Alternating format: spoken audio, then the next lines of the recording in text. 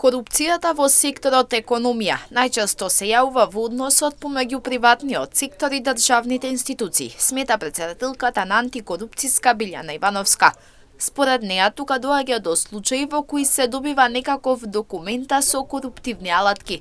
Како превентивна институција, Ивановска вели дека имаат предложено мерки, но нивната реализација од 10% е еднаква на нула. И тој дел во секторот економија сме го детектирале како висок ризик, односно односот на приватниот сектор со државните институции. Бидејќи приватниот сектор има потреба да побара определени документи, дозволи, лиценци, било што од државните институции и тука доаѓа до ризик од корупција, дали во однос на тоа побрзо да се добие документот, дали да се добие документ што не треба да се добие. Значи има разни облици кои што се ризични и ние тоа сме го детектирале и сме предложиле активности како тоа да се надмине. Изминатиот период е направена и анализа на состојбите во правосудниот сектор. Искуство што Ивановска денеска го принесе на дебатата правда, судство и работнички права во Штип во рамки на 7-та текстилијада.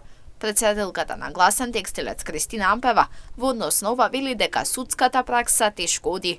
Во минатото значи се однесуваше за неисплаќање на плата, исплата под минималец, немање на прековремена работа, минатор други додатоци од работен однос, а поново знаете за во однос на затварање на фирми, да го натераме основно јавно обвинителство да постапи по кривични,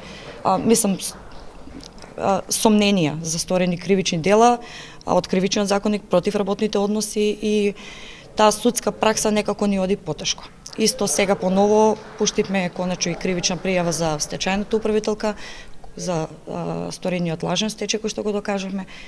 Основно јавно обвинителство кажа нема елементи на кривично дело, додека више јавно обвинителство кажа дека има елементи на кривично дело. Значи работите одат потешко.